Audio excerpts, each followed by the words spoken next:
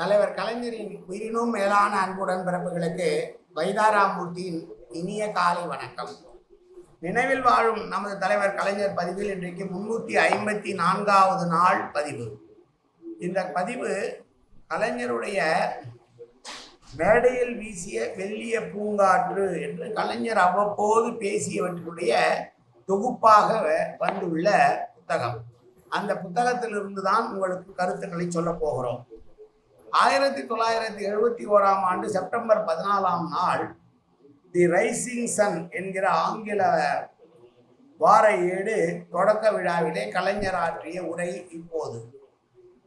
ஓர் ஏடு நடத்துவது என்பது எவ்வளவு சிக்கலானது, எவ்வளவு பிரச்சனைக்குரியது, எத்தனை இடர்பாடுகளை கடக்க வேண்டியிருக்கிறது என்பதை பற்றியெல்லாம் ஏடு நடத்தியவர்கள் தான் உண்மையிலேயே உணர முடியும்.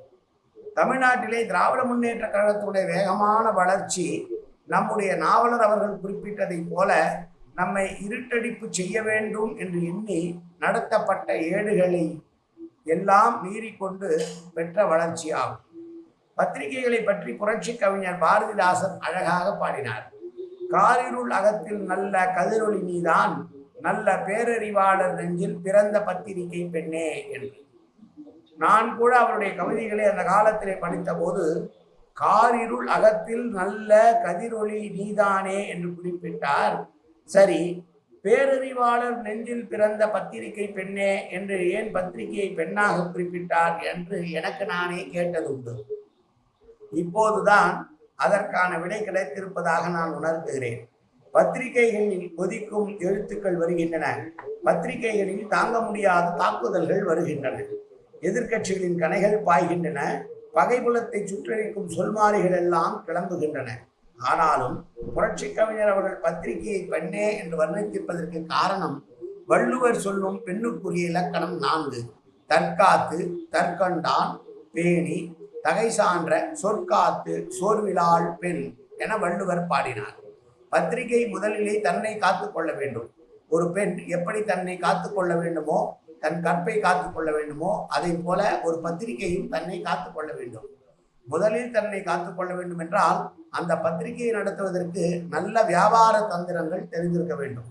பத்திரிகையை எப்படி மக்களிடத்தில் பரப்புவது, மக்கள் எதை எதை விரும்புவார்கள், எந்தெந்த எண்ணங்களை மக்களுக்கு தருவது, எப்படி எழுத்துக்கள் எழுதுவது, எப்படி ஒரு விஷயத்தை சிந்திப்பது என்பவற்றையெல்லாம் தெரிந்து கொள்ள வேண்டும். இவற்றுக்கெல்லாம் மேலாக ஒரு பத்திரிகை தொடங்குவதற்கு முன்பு இந்த காலத்தில் அதிக விளம்பரங்கள் தேவை. முதலில் படித்தவர்கள், பத்திரிகை நடத்துபவர்கள் தாமதம் என்னும் குறைபாட்டிலிருந்து தங்களை விடுவித்துக் கொள்ள வேண்டும்.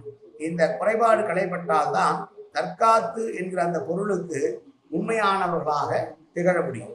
அடுத்து வள்ளுவர் தற்கொண்டான் பேணி என்றார். பெண்ணுக்கு சொல்லுகிற கணவனை பாதுகாத்து, பெண்ணுக்கு சொல்லுகிற நேரத்தில் கணவனை பாதுகாத்து, கணவனை பேணி, கணவனுக்கு காவலாக இருந்து என்று பலவாறாக பொருள்படுகிற அளவுக்கு சொன்னார். ஆனால் பத்திரிகை நான் சொல்ல இருக்கின்ற கொள்கைகளை பேணிட வேண்டும். எந்த கொள்கைக்காக இருக்கிறோமோ அந்த கொள்கைகளை மறந்து விடாமல் பாதுகாக்க வேண்டும். அதுவே தகை சான்ற சொற்காத்தல். இதுதான் பத்திரிகைகளுக்கு மிக முக்கியம். சொற்காத்து என்றால் சொல்லை சொன்னாலும் காக்க வேண்டும் என்ற பொருள் வந்துவிடுமோ என்று வள்ளுவர் பயந்து தகுதியான சொல்லை காப்பாற்றுவாள் பெண் என்று குறிப்பிட்டார். தகை சான்ற சொற்காத்து பெண்கள் இன்று நடமாடுகிறார்களா என்றால் இல்லை, மன்னிக்குவோம், நான் குறிப்பிடுவது பத்திரிகை பெண்ணை. ஓரிரு இடங்களில் காணப்படுகிறதே தவிர பத்திரிகை உலகில் தகை சான்ற பொற்காத்து இருக்கின்ற பத்திரிகை மிக மிக குறைவு. பாரதிதாசன் பத்திரிகையை பெண்ணுக்கு ஒப்பிட்டதற்கும் காரணமே ஒரு பெண்ணுக்குரிய அடக்கம் பத்திரிகைக்கு இருக்க வேண்டும், ஒரு பெண்ணுக்குரிய அழகு பத்திரிகைக்கு இருக்க வேண்டும் என்பதற்காகத்தான். அடக்கம் இருக்கிறது, ஆற்றல் இருக்கிறது, அறிவு இருக்கிறது என்று சொல்லி பத்திரிகைகளிலே 4 பக்கத்திலும் கரியை பூசிப்பார் என்று சொன்னால் இதற்கு அழகில்லை என்று யாரும் மதிக்க மாட்டார்கள். ஆகவேதான் பெண்ணுக்குரிய அடக்கம், அழகு இவையெல்லாம் இருக்க வேண்டும். அதோடு தகை சான்ற சொற்கள் இருக்க வேண்டும். காலையிலே பத்திரிகைகளை பார்த்தால் எவ்வளவு இடித்தகமையாக எழுத்து, எவ்வளவு அலங்கோல சொற்கள், எவ்வளவு காது கொடுத்து கேட்கத்தகாத வார்த்தைகள் இன்றைக்கு பத்திரிகைகளிலே வெளியிட்டு வெளியிடப்படுகின்றது என்பதை நீங்கள் அறிவீர்கள். இதையெல்லாம் எண்ணி பார்த்துத்தான் பாரதிதாசன் பத்திரிகையை பெண் என்று சொன்னார்.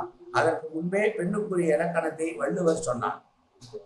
தகை சான்ற சொற்காத்து என்று சொன்னதற்கு பிறகு சோர்விலால் பெண் என்று சொன்னார். பத்திரிகை நடத்துவதில் சோர்வு இருக்கக்கூடாது. ஆரம்பத்தில் அதிகமாக விற்பனையாகவில்லையே என்று சோர்ந்தால் அந்த சோர்வு தொடரும். வாரம் 10,000 விட்டது, இந்த வாரம் குறைந்து விட்டது என்று சோர்ந்தால் பத்திரிகை விற்காது. நாம் சோர்வடையாமல் இருக்க வேண்டும்.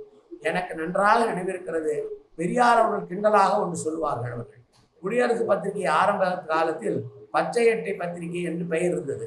அப்போது அதை படிப்பவர்கள் மற்றவர்கள் பார்த்துவிடக்கூடாது என்பதற்காக படித்து முடித்துவிட்டு அதை மற்றொரு பத்திரிகையிலே சுருட்டி அதை தங்களுடைய கக்கத்தில் வைத்து கொண்டு செல்லும் நிலையெல்லாம் ஒரு காலத்தில் இருந்ததாம். இவன் பச்சை அட்டை பத்திரிகையை படிப்பவன் என்றெல்லாம் குறை சொல்லப்பட்ட காலம் ஒன்று இருந்தது.